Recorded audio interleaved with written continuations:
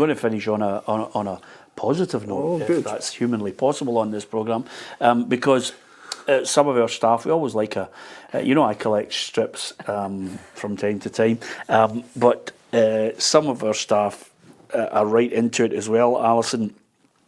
And we were trying to come up with the top 10 rare and collectible shirts, but not shirts necessarily that have been match-worn by Maradona. The prestigious shirts. The match-worn ones, no, these ones can go for millions. I'm just talking about the ones that fans look at and they say, I'd love to have that top because...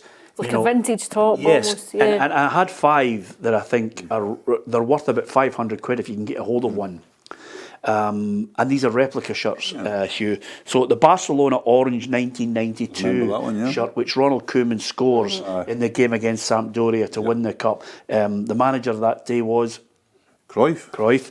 So Koeman scores, they win 1-0. It's that orange shirt. If you've got one of those or you're looking for one, you could pay up to about £500. Now these 5 that I've given you are all around that mark.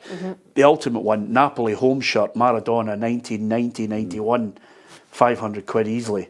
It's a classic, isn't it? Because that's the time when we're talking about saturation point. That's the time when you would watch Channel 4. I'm going to watch it. That made all those tops really trendy at a point, like all the Serie A tops, the old Juventus one. Yeah, Holland 1988. Van Basten shirt, which has got a design on it as well. It's a wee jaggy thing. It's a wee jaggy thing. that was the marketing. Here's the Holland shirt. It's got a wee jaggy thing on it. The next one is the USA 1994 shirt. Really? Which, I think as soon as I heard 1994, and I hope I'm in the right zone, but as I heard 1994, I automatically thought of Lalas.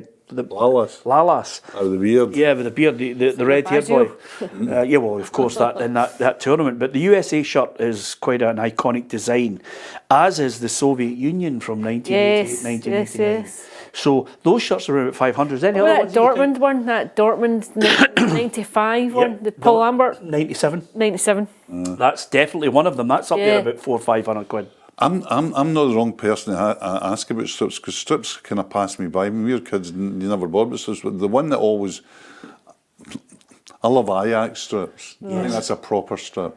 Yes. And I would love to take one of them when they were the kings, the real kings in the early 70s. I always loved that strip, the simplicity of it and just the classic of it. Look at them for a... And as people say here, and as Blair, one of our broadcast journalists, mentioned, there's a lilac Rangers top, which they only wore about 3 times, which is worth a pretty penny. And of course, the brown Celtic People's top. Oh yeah, I remember that. Someone vomited over the top of it. It's just terrible. It's one of the worst tops ever. And then there's another one, which I don't know if you remember. I think Tommy Hutchison was playing for Coventry at the time, but they had a brown away strip. Now that's worth a pretty penny. It was a dreadful colour. Brown as a football top is just not happening. But that's another one that's iconic. It lends itself to a particular And then there's another kind of one, insult. which is the Arsenal one with Lee Dixon. It's an away top, which had a kind of a really out there, design on it, which caught the imagination. Of course, the reason why I look into these things is because one marketing executive said to me that as it became more popular, in the 90s, they then started to say, okay, let's tap into the kids and see what they like. And they responded to, colours that would catch your eye, and that's where Celtic eventually came out with the Bumblebee. I remember the Bumblebee. You know what I mean? So the marketing teams were saying, how can we get the kids to get mental strips that they'll buy? For me, the most iconic one that I think of when I was growing up as well was the Aberdeen away top that they wore to win the Super Cup.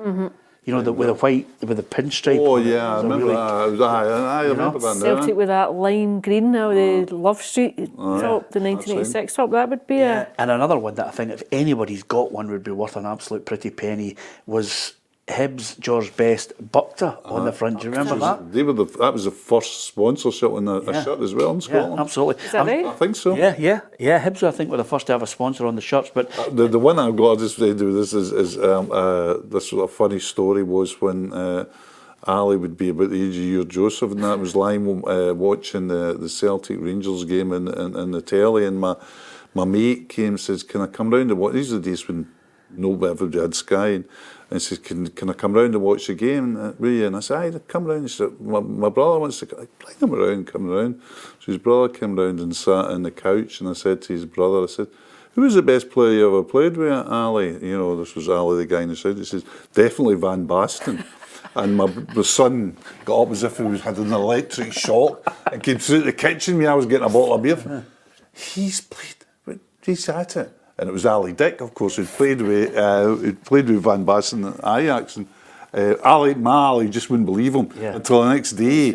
Ali Dick came round to the house with a picture of a front three of Van Basten, Dick and Bergkamp, and an Ajax strip for Ali, and what a match worn one, which he's still got. So that's my football strip story. And that's worth a few quid. Ali, hold on to it. It's as simple as that.